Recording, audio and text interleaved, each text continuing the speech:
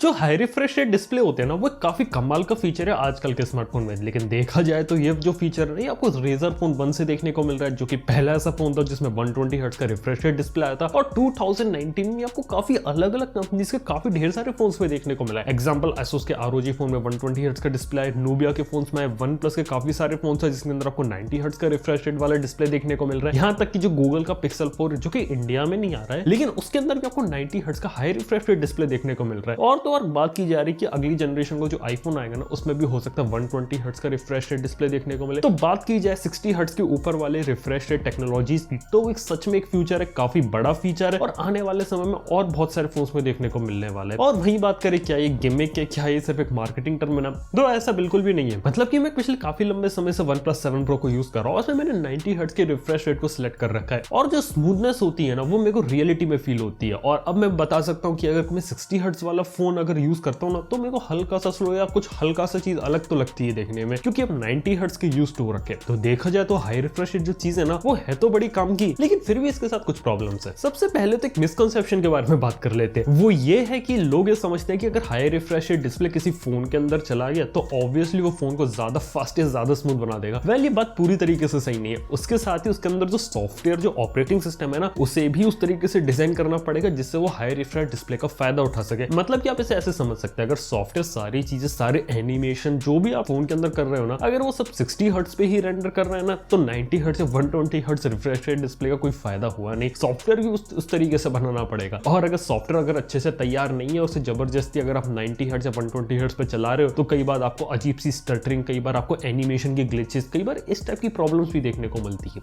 यानी कि सिर्फ हार्डवेयर इंप्लीमेंटेशन करना काफी नहीं है, जो सॉफ्टवेयर का जो UI और जो रेंडरिंग वाला पार्ट होता है ना उसे भी दोबारा से ऑप्टिमाइज करने की जरूरत है हाई रिफ्रेश रेट डिस्प्ले के हिसाब से। और अगर आज के समय में आप किसी हाई रिफ्रेश रेट डिस्प्ले वाला कोई फोन लेते हो और उसके अंदर कोई ऐप चलाते हो और वो 90 हर्ट्ज या 120 हर्ट्ज को सपोर्ट नहीं करती, तो ऑब्वियसली जो फोन है ना वो 60 हर्ट्ज में काम करता है और आपको जो स्मूथनेस होती है ना वो देखने को नहीं मिलती। ये भी एक छोटी सी प्रॉब्लम है अभी के समय में हाई रिफ्रेश रेट डिस्प्ले के साथ। मतलब कि अगर ऐप के अंदर भी अगर सपोर्ट है 90 हर्ट्ज 120 हर्ट्ज, फ्यूचर में हो सकता है 140 हर्ट्ज का भी आ जाए, तो आपको जो एप्स के अंदर भी जो स्मूथनेस है ना वो देखने को मिलेगी। यहाँ तक कि काफी सारे ऐसे गेम्स है जो बहुत ज्यादा तो पॉपुलर है लेकिन वो 120 हर्ट्ज के रिफ्रेश रेट को सपोर्ट नहीं कर पा रहे या फिर 90 हर्ट्ज को सपोर्ट नहीं कर पा रहे। अगर उन गेम्स में भी अगर हाई रिफ्रेश रेट का सपोर्ट अगर आने वाले समय में आता है ना, तो जो एक्चुअल जो मतलब होता है ना गेमिंग का या फिर किसी गेमिंग फोन में हाई रिफ्रेश रेट डिस्प्ले का, तो वो रियलिटी में सेंस बनेगा। अभी के समय में क्या हो रहा है, हाई रिफ्रेश रेट डिस्प्ले की टेक्नोलॉजी तो अवेलेबल है लेकिन जब ज्यादा एप्स उसे यूज नहीं कर पा रही है ना, तो एक छोटा सा बमर हो जाता है कि मतलब कि जो गेम्स है ना वो तो at the end of the day आपके 60 हर्ट्ज में रन हो रहे हैं। और हाई रिफ्रेश रेट डिस्प्ले के साथ एक और छोटी सी प्रॉब्लम है कि उन्हें मिड रेंज फोन में कंप्लीमेंट करना थोड़ा सा ज्यादा मुश्किल है। यानी कि मिड रेंज फोन के अंदर जो मिड रेंज प्रोसेसर्स आते हैं ना वो अभी उतने ज्यादा पावरफुल नहीं है कि 90 हर्ट्ज से 120 हर्ट्ज पे अच्छे तरीके से रेंडरिंग वगैरह परफॉर्म कर सके और आपको एक स्मूथ एक्सपीरियंस दे सके। एक एग्जांपल लेते हैं यहाँ पे, मान ली कोई मिड रेंज फोन है, उस पर 1080p 60 हर्ट्ज का रिफ्रेश रेट डिस्प्ले लगा, ये जो कि काफी नॉर्मल है। अब उसी फोन में अगर मैं 1080p 120 हर्ट्ज के रिफ्रेश रेट डिस्प्ले को अगर इंप्लीमेंट करता हूं ना, तो जो प्रोसेसिंग पावर पहले लग रही थी ना उसकी डबल लगेगी और हो सकता है कि जो मिड रेंज प्रोसेसर है ना उसे अच्छे तरीके से सपोर्ट नहीं कर पाए। ऑब्वियसली अगर चिप के अंदर अगर हाई रिफ्रेश रेट डिस्प्ले का सपोर्ट, तो हो सकता है कि आपको जो UI होता है वो सारी चीजें 120 हर्ट्ज से 90 हर्ट्ज में देखने को मिल जाए, लेकिन सारे तरीके से एनिमेशन सारी एप्स को 120 हर्ट्ज पे रन करना, वहां पे कई बार आपको थोड़ा बहुत ग्लिच या स्टटरीनेस या हो सकता है कई बार आपको लैग भी देखने को मिल सकता है। क्योंकि करेंटली देखा जाए तो हाई रिफ्रेश रेट टेक्नोलॉजी है ना अभी सिर्फ महंगे फोन्स में अवेलेबल है जिनमें आपको फ्लैगशिप पावरफुल प्रोसेसर देखने को मिलता है। अगर प्रोसेसर ही हल्का है ना तो वो हो सकता है कि हाई रिफ्रेश रेट डिस्प्ले को सपोर्ट करता है, लेकिन जब आप उसमें कोई इंटेंसिव चीज करोगे तो हो सकता है वहां पे आपको कुछ अजीब सा लैग या हैंग देखने को मिले, या फिर जो रेंडरिंग में जैसे हम फ्रेम ड्रॉप कहते हैं ना वो चीजें भी आपको देखने को मिल सकती है अगर प्रोसेसर पावरफुल नहीं है तो। इसका बेसिक एग्जांपल आप ऐसे ले सकते हैं कि अगर आपने लो पावर ग्राफिक कार्ड को किसी हाई रिफ्रेश रेट डिस्प्ले से कनेक्ट किया ना तो आपको उसमें उतनी अच्छी परफॉर्मेंस देखने को नहीं मिलती, कई बार हल्का सा लैग वगैरह देखने को मिलता है। लेकिन एक अच्छा ग्राफिक कार्ड इसे अच्छे मॉनिटर और हाई रिफ्रेश रेट डिस्प्ले से कनेक्ट किया तो उसमें आपको हाई FPS पे गेमिंग का एक्सपीरियंस देखने को मिलता है। तो आप इसे इस तरीके से समझ सकते हो। इसलिए मिड रेंज में अभी इंप्लीमेंट कर पाना हाई रिफ्रेश रेट डिस्प्ले को ये अभी थोड़ी दूर की चीज लग रही है, लेकिन फ्यूचर में चीजें बिल्कुल पॉसिबल हो सकती है। इसके साथ ही बात करें तो हाई रिफ्रेश रेट डिस्प्ले के साथ एक और प्रॉब्लम है, यानी कि फ्लैगशिप फोन्स में तो ये चीज आती है, लेकिन एक जो चीज जहां पे चीज हिट करती है ना वो है बैटरी लाइफ और हीटिंग में। यानी कि अगर मैं एग्जांपल लूं कि किसी ने क्वाड HD प्लस 120 हर्ट्ज का रिफ्रेश रेट वाला डिस्प्ले बनाया तो ऑब्वियसली इतने बड़े डिस्प्ले को, इतने सारे पिक्सल्स को पावर अप करने के लिए ज्यादा बैटरी की रिक्वायरमेंट होगी और जो डिस्प्ले डिस्प्ले वो 1 सेकंड में 120 बार चेंज हो रहा है। मतलब पहले वो 60 बार होता था, वो 120 बार हो रहा है। यानी कि उसको रिफ्रेश करने में आपको डबल पावर की जरूरत पड़ेगी। इवन जो प्रोसेसर है ना, उसे भी ज्यादा दम लगानी पड़ेगी, ज्यादा प्रोसेसिंग पावर की रिक्वायरमेंट होगी। जैसे जो बैटरी का जो ड्रेन है ना, वो बहुत तेजी से बढ़ सकता है। यानी कि अगर हाई रिफ्रेश रेट डिस्प्ले और हाई रेजोल्यूशन डिस्प्ले अगर इंप्लीमेंट कर रहे हो फोन में, तो जो सबसे पहली चीज जो हिट होगी ना उससे, वो होगी उसकी बैटरी लाइफ। यानी बैटरी लाइफ कम हो सकती है। और ऑब्वियसली अगर प्रोसेसर को अगर ज्यादा दम लगानी पड़ेगी ना, तो ऑब्वियसली ज्यादा पावर कंजम्पशन होगा और ज्यादा हीट भी निकल सकती है। मतलब कि अगर सॉफ्टवेयर ऑप्टिमाइजेशन और प्रोसेसर अगर अच्छा नहीं है, तो आपको नॉर्मल यूजेज में भी आपको हीटिंग या फिर थोड़ी वार्मनेस तो देखने को मिल सकती है फोन के अंदर। तो मेरे हिसाब से देखा जाए तो करंटली ये कुछ प्रॉब्लम्स है हाई रिफ्रेश रेट डिस्प्लेस के साथ, लेकिन इन सबके सॉल्यूशंस भी अवेलेबल है। मतलब कंपनीज को क्या करना है कि हाई रिफ्रेश रेट डिस्प्लेस को देना है, लेकिन उनके सॉल्यूशंस को भी अच्छे तरीके से डेवलप करना है। एग्जांपल लेते हैं, जब कंप्यूटर्स के अंदर हाई रिफ्रेश रेट डिस्प्लेस आए थे ना, तब उनके अंदर भी कुछ इसी टाइप की प्रॉब्लम आई थी और स्मूथ एक्सपीरियंस नहीं मिल रहा था। इसलिए एनवीडिया और AMD, जो कि काफी बड़ी ग्राफिक कार्ड बनाने वाली कंपनी है ना, उन्होंने वेरिएबल रिफ्रेश रेट टेक्नोलॉजीज को डेवलप किया था, जिसे कहते हैं एनवीडिया में G-Sync और AMD में FreeSync। यानी कि जो डिस्प्ले होता है ना, वो बीच बीच की वैल्यू भी ले सकता है। अब मान लीजिए 120 हर्ट्ज का रिफ्रेश रेट वाला डिस्प्ले, तो वो 100 हर्ट्ज 90 हर्ट्ज इस तरीके से भी काम कर सकता है। तो इस टाइप की टेक्नोलॉजी मेरे को लगता है ना फोन के अंदर भी डालनी चाहिए, और काफी अच्छा सेंस लगता है। मतलब कि अगर आप नॉर्मल फोन के UI को यूज कर रहे हो और वो अगर स्मूथली चल रहा है तो 120 हर्ट्ज पे चलेगा। अगर वो स्टैटिक हो गया तो हो सकता है उसका रिफ्रेश रेट हट के 30 हर्ट्ज 40 हर्ट्ज 60 हर्ट्ज भी पहुंच जाए। और अगर आप किसी ऐप का यूज कर रहे हो, वो सिर्फ 90 हर्ट्ज के रिफ्रेश रेट डिस्प्ले को सपोर्ट करती है, और आपका फोन जो है वो 120 हर्ट्ज पे, तो ऑटोमेटिकली वो 90 हर्ट्ज की तरीके से बिहेव करेगा। ऐसा नहीं होगा कि जो डिस्प्ले है ना वो डाउनग्रेड होकर 60 हर्ट्ज पे काम करे। तो इस टाइप की चीज आपको देखने को नहीं मिलेंगी। इवन अगर आप एक 24 FPS पे फिल्म देख रहे हो ना, तो ऑटोमेटिकली जो रिफ्रेश रेट है डिस्प्ले का, वो 60 हर्ट्ज से करके 24 हर्ट्ज पहुंच, जिससे आपको उसमें और ज्यादा अच्छा स्मूथ एक्सपीरियंस देखने को मिले। अगर आप कोई चीज इमेज वगैरह पढ़ रहे हो, तो रिफ्रेश रेट होता है ना वो 60 या 30 उससे भी नीचे गिर जाए, जिससे आपको एक अच्छा एक्सपीरियंस पढ़ने में मिलेगा और इसमें आपकी ज्यादा बैटरी भी कंज्यूम नहीं होगी। तो इस टाइप की टेक्नोलॉजीज को इंप्लीमेंट करना चाहिए। यानी कि जो वेरिएबल रिफ्रेश रेट जैसे हम कंप्यूटर्स में देख चुके हैं ना, ठीक वैसे कुछ इंप्लीमेंटेशन इन्हें इसमें करना पड़ेगा। और हो सकता है कि अगर इस टाइप का इंप्लीमेंटेशन इन्होंने किया, तो हो सकता है आने वाले समय में हमें 140 हर्ट्ज रिफ्रेश रेट वाले फोन देखने को मिले, या फिर 240 हर्ट्ज रिफ्रेश रेट वाले फोन देखने को मिले। तो इस टाइप की चीजें भी पॉसिबल है, क्योंकि उसके बाद जब वेरिएबल रिफ्रेश रेट टेक्नोलॉजी को अच्छे से इंप्लीमेंट करेंगे ना,